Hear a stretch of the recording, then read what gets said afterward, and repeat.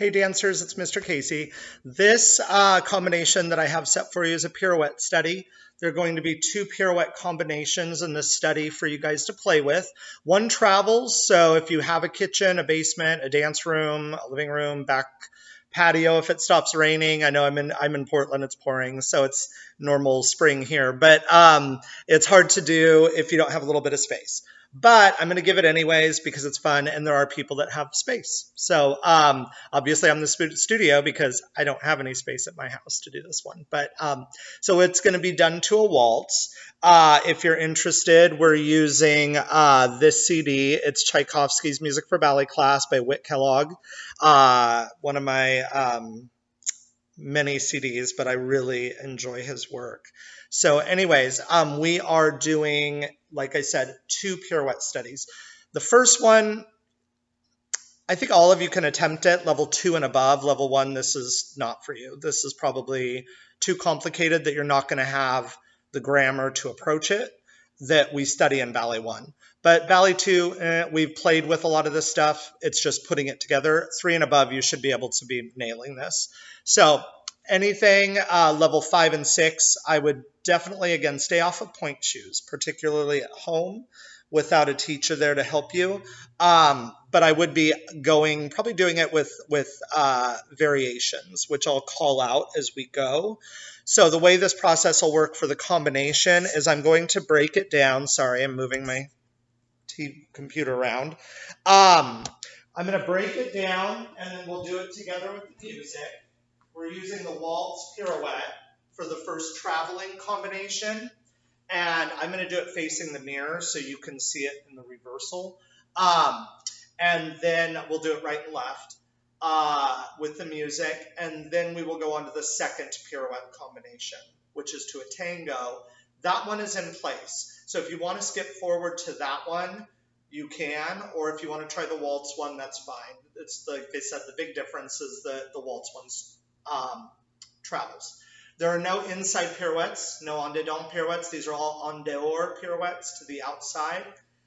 Progression, level 6, 5, and 6, I would add passe, single, double, triple to the knee. Level 3 and 4, I would just be going for doubles max and looking for placement, that you're stopping on releve.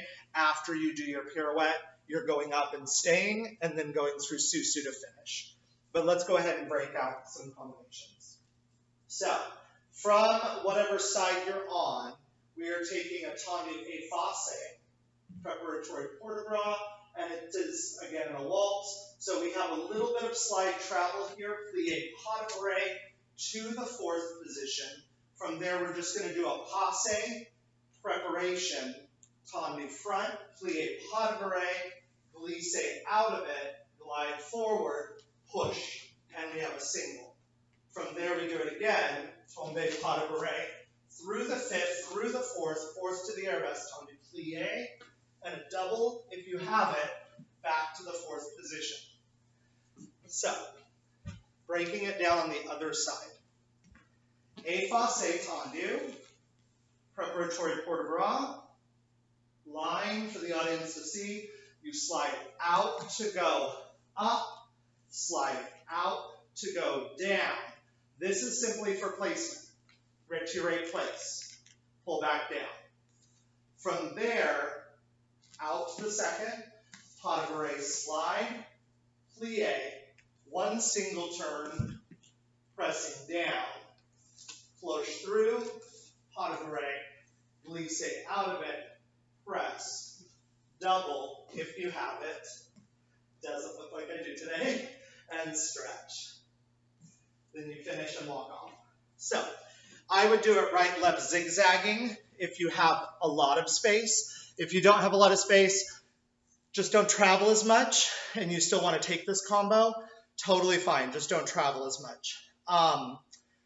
Again, we all want to go for the multiple turns, but even in my head while I'm going over this, as I'm going to that retiré, I'm feeling that I'm not on my balance.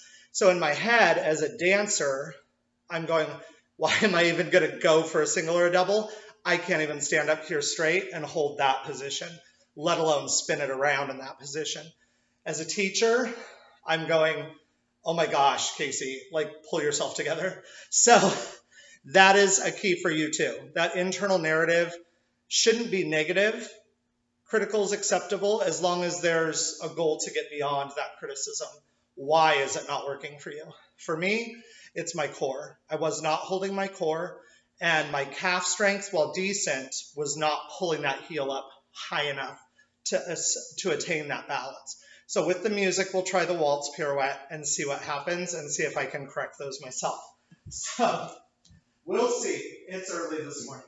So we have pas de bourrée, through the fourth, down into the retiré.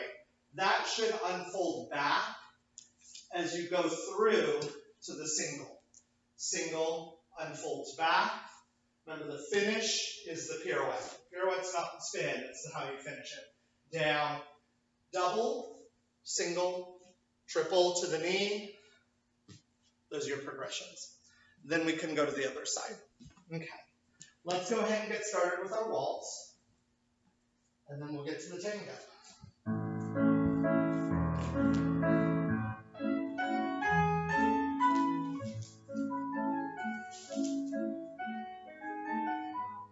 And push up.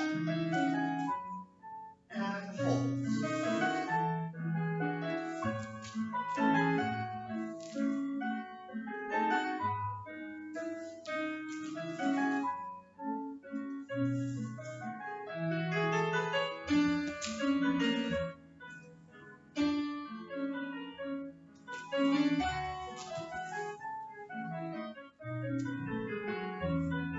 And we go to the left. My heel's still dropping. My calves aren't listening this morning. Trying to pull in that rib cage. And enjoy it. It's a waltz. Always gathering. That would have been a retiré, but I felt a good pirouette, so I went for pirouette.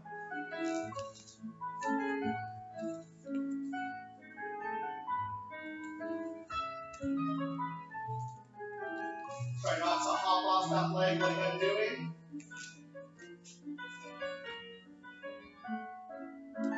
Some of my teachers would have said that's major failure there. Yes, if you're hopping, perfect ballet world, that's not dancing.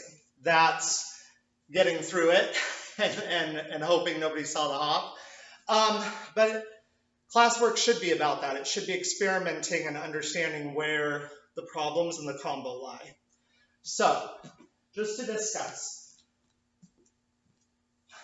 in that waltz pirouette, this is a problem that a lot of people have, especially jazz tap ballet students, because they can't separate that they can. It's just a matter of trying to and caring enough to really identify it, that not all pirouettes are created equal. So the way you execute a pirouette in jazz, per se, ball, change, prep, is a lot different than a ballet position, right?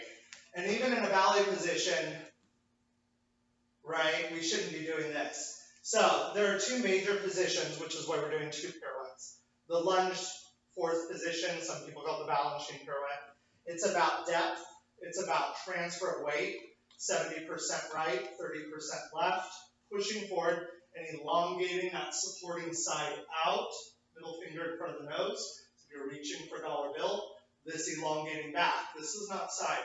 If it's elongated back, it'll pull you a little bit more. Structurally, it's harder because you have to keep the shoulder in line and the rib cage in the hip. But it definitely elongates the line. Aesthetically, it's prettier. It's physically harder to do. In fact, most people cheat it a little bit, so you just have to be aware of what's going on back there. So, the key again is that back heel, while I'm going to use the word planted as a teacher, it's on the ground. It's not on the ground. You're not pushing the weight back. You're pushing the weight forward, reaching out both ways. This arm is important. A, it's pretty, and B, it's functional, because that shut the front door is going to pull in, or shut the back door, I guess it would be in this case, to help you. Yeah? Now you also want to do what I didn't do, spot. Funny, when I spot, I fall farther. Spot. Find that place on the wall and make sure you're looking for it again. It will help. The technique helps, especially if you're looking for multiples. What tends to happen, and I'm wearing baggy teacher clothes, we don't pay Mr. Casey to be in tights anymore, so is that back leg gives out.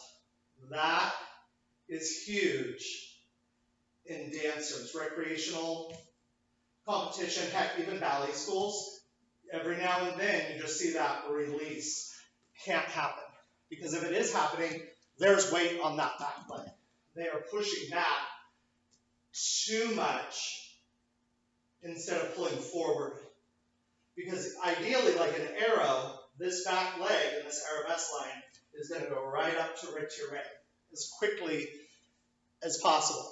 In fact, looking to be able to see that shape pulled up for the audience before the turn ever even takes place. That's key in that waltz combo. So, again, tombe, we'll go to the combination for main passing. Tombe, pas de bout fifth, plie through fifth, all these little points matter, glisse out. Now you can take it safe. The problem with safe is a lot of times you end up making your own mistakes because you don't have enough space to work. You're inhibited, you're making everything tiny. Push off of it, then replace. That will help a lot of that back leg technique. Retiré balance, breathe to unfold, cloche, and then you repeat the single, the double, and the triple to the knee. Right and left. I'm going to get a sip of water so I can talk some more, and then we'll see our tango pirouette. Hope you got some water as well. From here we go in, this is a non-traveling pirouette. So we are starting in fifth position. It is meant for placement and pathway study. How to get where you need to get to be able to do the best work possible. Obviously, all of these combos, the pirouette combos that I'm giving, combos separately, these evolve from the classwork I've given you already. If you are not completing the classwork videos, this stuff is not just going to happen. This is based on the idea that you have the grammar and vocabulary, hopefully the strength as well, because you're doing the work full out, to then approach this work. This shouldn't be necessarily just, I want to do a pirouette, click on the video, and then do a pirouette. That is good. It's a good challenge. I did it as a kid too, except we had to go to the library and rent VHS and like, you know what I mean? Like it was a lot more complicated. It's not just turning on YouTube at home. But, and that's fun. There's value to that. It's like when I was a kid, I mean, all of us dance teachers at our age, we learned Thriller, Vogue, Cold Hearted Snake, all of the classic music video choreography when we were kids. You guys do the same, I know. You have TikTok and all those things. But we also remembered that we have to go back to class to get those skills. And while even through a video you can gain a lot, it's to keep you going. I can't offer you personal critical feedback to grow as a human being and as a dancer and that passing of knowledge without you in my room. So without that ability right now, it's taken a toll on me, mental health. I'm sure it has you as well. But it's really important to remember that this place is where dancing is passed on. That this is a means to an end right now to keep you moving. So if you haven't done the classwork, go find a video and do the classwork, then approach the pirouette. Anyhow, pirouettes in a tango from fifth. So we have simple preparatory port de bras, 5, 6, 7, 8. We take the tendu to the side, plie, and we're just going to take third position arms, passe releve, plie. From there, you take the tendu presenting out again, plie fifth over, and you're doing the same thing. Shut the back door. There is a lot of technique to the port de bras, which is a whole separate world. But just to go over the combo for now, we're going to open to do a single turn. Spot, Mr. Casey. Yes, thank you. From there, we open to the back, transfer the weight, tom lié, releve a fourth. That's going to tell you right away, whoa, I do or I don't. From there, you push it back down with intention, and you do a single. Left is ready, tendu, plié, passé, plié, tendu, plié, pirouette, plié, tendu, plié, releve, plié, just a single, tom lié. Flows. Progression, doubles and triples. Fifth is hard. Every ballet teacher I think that I know personally would say fifth is a harder pirouette than the other ones. That's kind of why I start with it. I believe if you start with that fifth position, it becomes naturally ingrained. The problem is without counterbalancing that in the fourth positions, we become, we're good at doing one thing, but we're not always good at being versatile to do the other. So fourth position is probably what you're going to see in auditions, short of being a company or an apprentice type position. But pirouettes in fourth are definitely 99% compared to the 1% of fifth positions that even I did as a kid. We didn't do fifth near as much as I wish we would have, looking back, especially as a dancer now. But they really teach you placement. So they're very valuable, even if they're a little sloppy. So anyhow, questions on the combo, you can email me. Again, very simple. Your parents have my business email. Please send me videos of you working so I can send you feedback. Tendu to go over it again. Plié. Port de bras, I personally, especially at the more advanced level, open my arm to shut the back door. Okay, like a breeze going through a house. This is opening the screen on the front, and then there's a quick wind that brushes through and slams the door behind it. Technique in port de bras varies. There are definitely schools of thought that are, this is how it's taught, this is the way it's done, and then it progresses as you become a dancer to whatever the choreographer needs from you. But in general, that's how I teach level 3, 4, and above. Level 1 and 2 would just be doing passes with this, maybe quarter turns. So level 1 and 2, if you're sneaking a peek at this video, just do this combination, tendu, plie, half turn, tendu, plie, half turn, tendu, plie, maybe a full turn, and see what happens. Quarters and halves are valuable. If you can do a quarter and a half turn accurately and correctly, a double's easy. A double's, it's not easy, it's simple. Okay, let's go ahead and move forward with our tango. 50.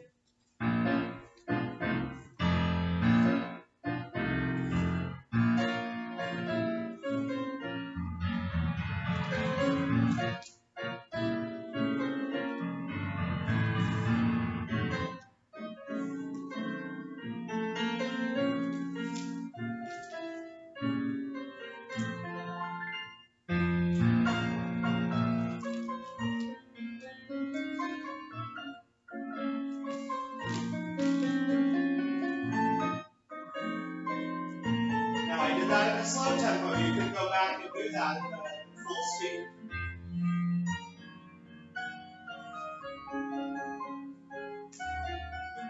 Hip lifted there. Please be aware of that. Don't copy your teacher's lifted hip.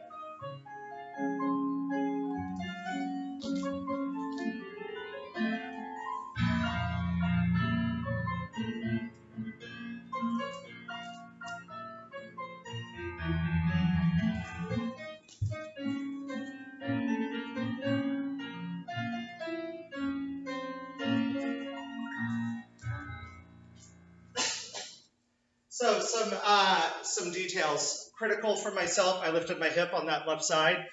Totally could have gone kersplat. So obviously I'm intelligent and strong enough to fix it as I go, but not in an ideal situation. So the ideal is we start in a perfect position and we go through it. While perfection isn't attainable, we do need to work towards it, and that will develop our skills faster and more efficiently. Notice, this pirouette was not in a lunge. I call it a double knee pirouette, just to differentiate between I'm going to use the terminology of the balancing pirouette because that's what my teachers called it. But the lunge pirouette with the straight back leg versus the two knees bent equally. The trick with this is to make sure you're maintaining the turnout on the backside. If that backside is pulling in and you're sitting, you'll end up going towards the front leg's butt cheek, dropping that hip, and that's when you lift the hip because it's heavy. You're like, oh, I got to get that thing up there. Instead of realizing that if it's equal, all you have to do is pop up in that position and hold it. Speed, you don't need speed for a single or a double. You need a good releve and good posture. Speed of the releve I would agree with, but not speed of rotation. You shouldn't have any sort of torquing. There's no reason to torque your body into a pirouette if you're doing them correctly. Sure, Malakoff, Baryshnikov, Nureyev, all of those male dancers, when they do it, they're doing 16 pirouettes. It's a little different, or they're doing a coda type pirouette combination where it's not just the pirouette. It's a pirouette into something else. So there are physics reasons why you would do that.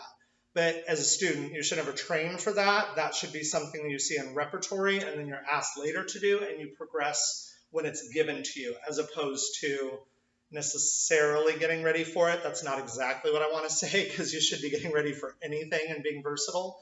But the reality that you'll ever see it or have to do it on stage is very low percentages, like 1% to 2%.